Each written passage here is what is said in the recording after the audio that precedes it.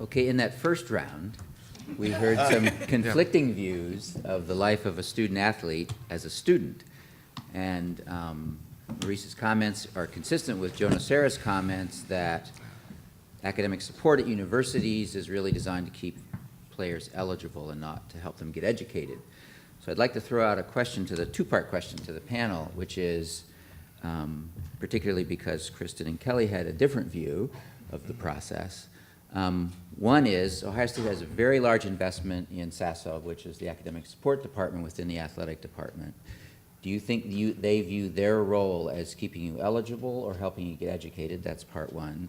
Part two is, coattail sports, is because the All-American football players need to be eligible to generate revenue. Is keeping them eligible the main objective, but for the coattail sports, or all the non-revenue sports, is helping them get educated more important because it doesn't affect revenue. And I don't know if that, so I throw that out to the panel to comment on part A and B. Can I start on one part there, Maurice? You brought up a good point. I think the point you brought up about guys with degrees go back to their communities and recycle this process. We both played at Ohio State, and I think I was pretty good. You might have been better than I was at Ohio State. No, but all seriousness, I think it starts at the parent level too, and that is important for us to understand the cycle because my view is totally different. I already knew coming into school after my freshman year, I was going to be a top 5 pick. I just knew it because I saw Eddie, I saw Joy, and I figured if I can cover Joy, I can go to the league, right? So that's how I looked at it, right? Terry Glenn, you're pretty good, but I can cover you, so I'm okay, right? I see what you're doing to these Deion and Rod Woodson in the NFL. But the difference was my father stayed on me. My dad, Ron, made sure that it wasn't just going to be like a degree where you just go and whatever happens in football, you don't make it. My father was very tough on me, and I think a lot of times, it's the school and John Mackel, who was my advisor, and those guys there try to push you into classes, but you can also you have to be educated from, and it's that cycle. We got to break that cycle in the black community of like what Lawrence is doing, what these guys are doing. I'm saying, listen, man, just because you got a degree and you might be a top. Thank God for Ohio State. I was top 3 corner, I'm the highest corner ever drafted in the history of the NFL, thanks to Ohio State. But my mom and my dad always told me, like, still work on it, grind, work on your academics, work on that, and break that cycle. My father was always upset because he didn't finish his degree, so he was extra hard on me. So even when I left as a junior, I went and took classes while I was playing for Seattle at University of Washington, and then came back and got my degree because it was important to me. Even though I was already in the NFL, I had already put up money for generations for my family because I was a high draft pick. But that cycle that he's talking about was broken from my father, Ron. So that answer one. The university does push guys through, but we got to take upon ourselves to make sure that we understand the importance of education. Right, Richard. I was my fault. Can you say it again? The question again, the whole question. Oh, 2 parts. One is Ohio State invests a lot in academic support for athletes. Yeah. SASO is a big department. Got you. Provides a lot of support for athletes. So the question is, based on Joe Nocera's comment from the first panel, do you think they view their role as keeping you eligible or helping you get a good education? One. Part 2 is, do you think it's different for you because you were a star football player versus a star golfer?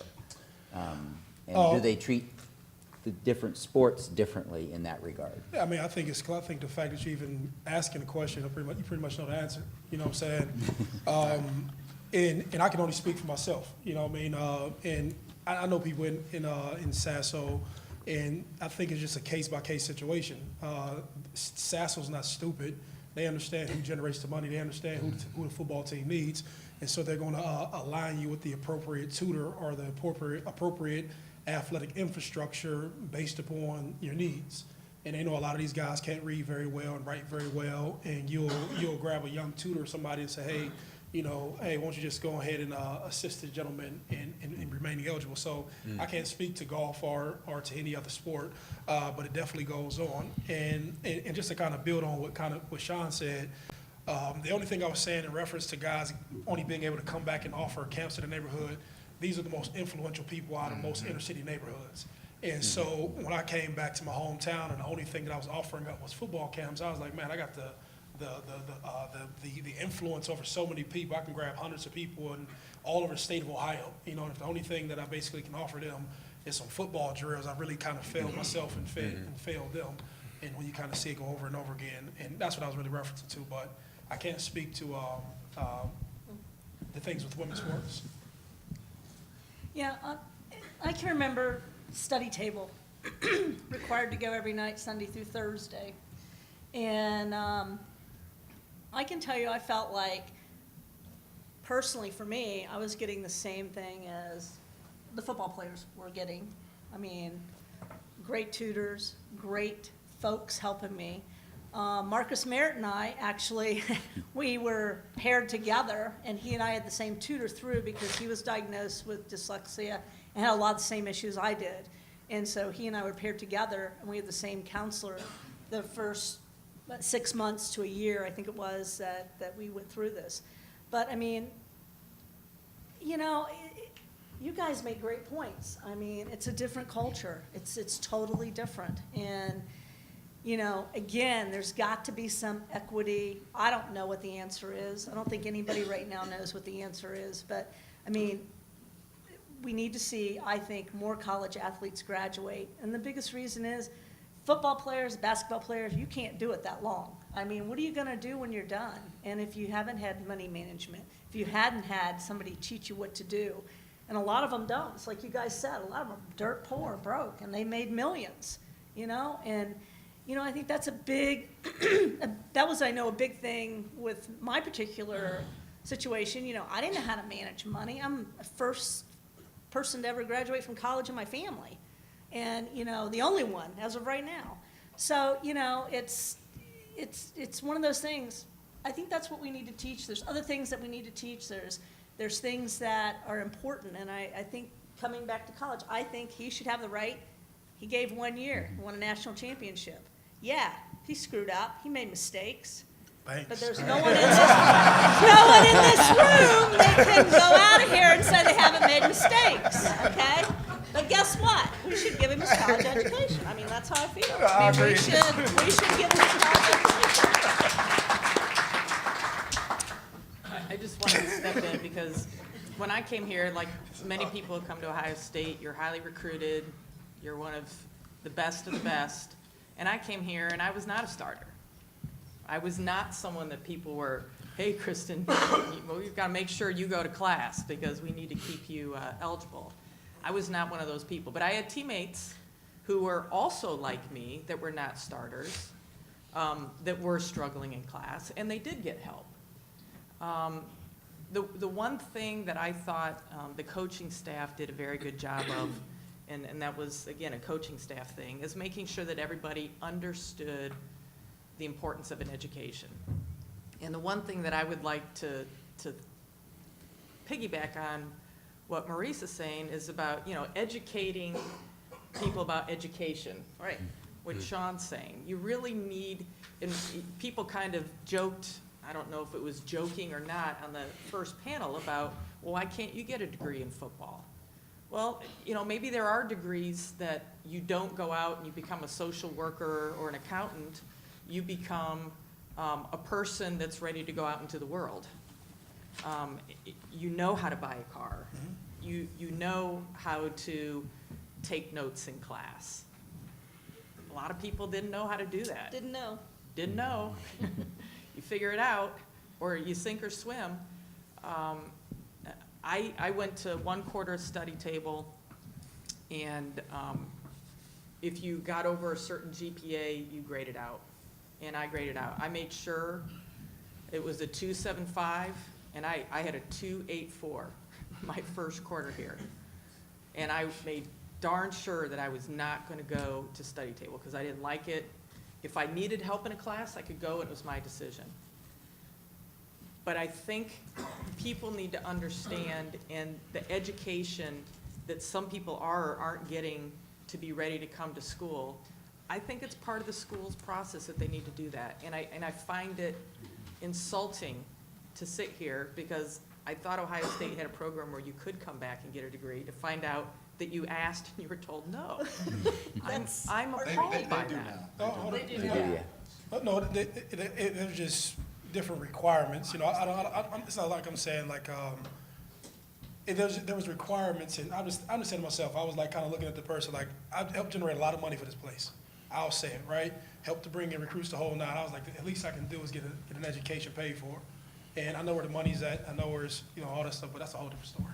Well, Yeah, there we I go. just think you should be able to get an education. And I do think that your education, when you sign up, should be a 4-year requirement. Yep.